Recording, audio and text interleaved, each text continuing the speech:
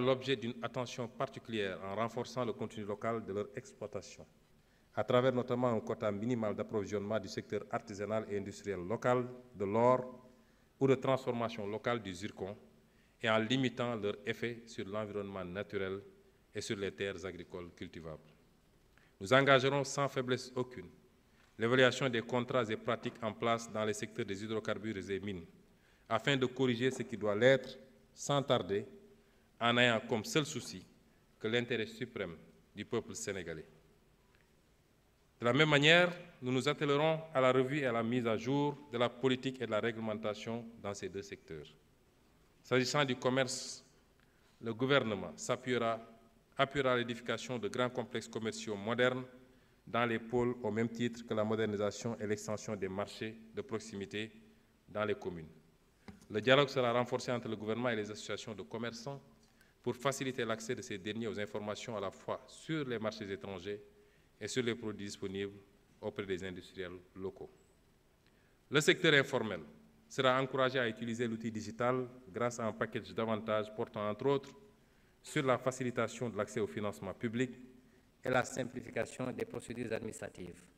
Dans un autre registre, le gouvernement s'activera à faire émerger des services à forte valeur ajoutée comme le tourisme et les services, les industries culturelles et créatives et les services numériques. Concernant le tourisme, les priorités consistent à améliorer l'accessibilité de la destination Sénégal en faisant de l'aéroport international Blaise Diagne un véritable hub aéroportuaire africain et la diversification de notre offre touristique.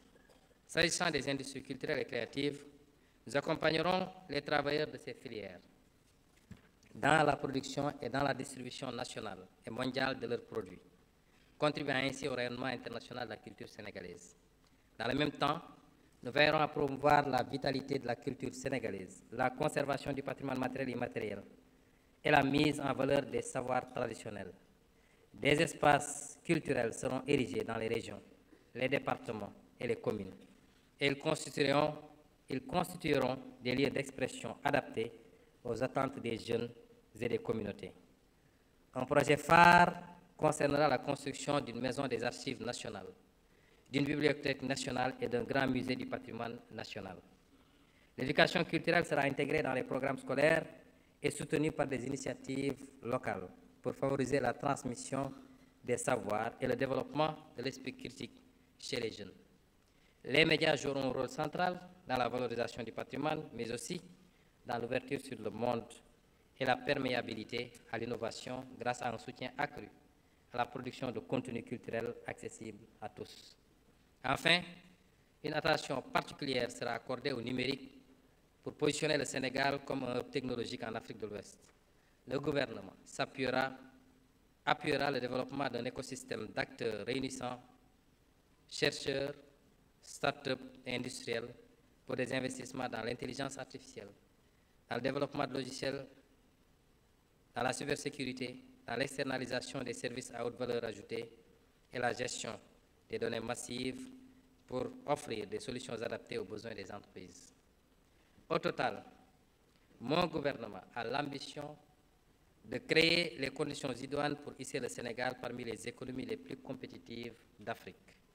Cependant, nous ne pourrons réussir ce pari que si nous disposons d'un capital humain de qualité disséminé dans tous les pôles territoriaux.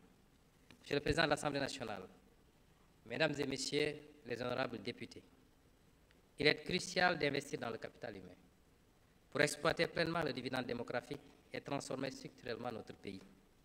Il nous faut garantir une éducation et une formation solide qui permettent à nos jeunes de développer, à notre jeunesse de développer son employabilité et de tenir toute sa place dans la construction du développement national.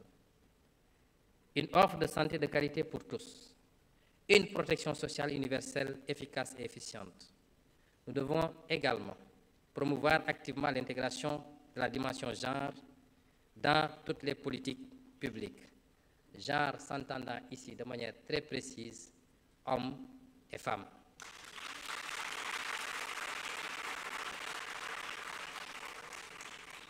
Pour assurer un accès équitable à tous les citoyens, hommes et femmes, à toutes les opportunités économiques et à tous les emplois disponibles.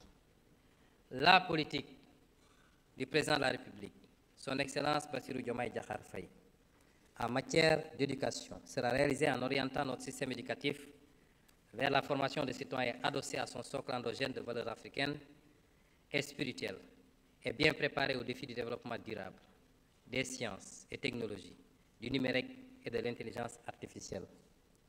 Le système éducatif que nous allons bâtir offrira à tout Sénégalais, quelle que soit sa situation sociale, les compétences générales et spécifiques lui permettant d'apporter sa contribution au développement de son pays.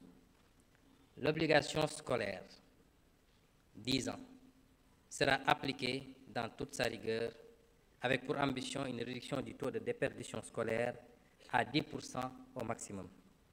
Des passerelles diplômantes et des accompagnements sociaux renforcés seront introduits, en particulier pour les jeunes filles.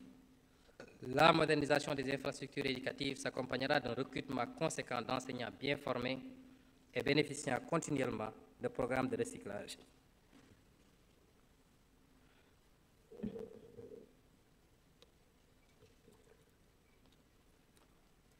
Je vois beaucoup de députés boire alors que c'est moi qui parle. En tout cas que...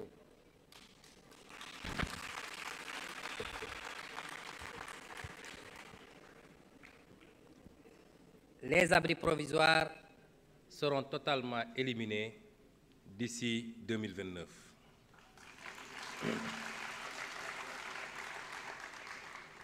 Les technologies émergentes comme l'intelligence artificielle seront introduites dans les curricula.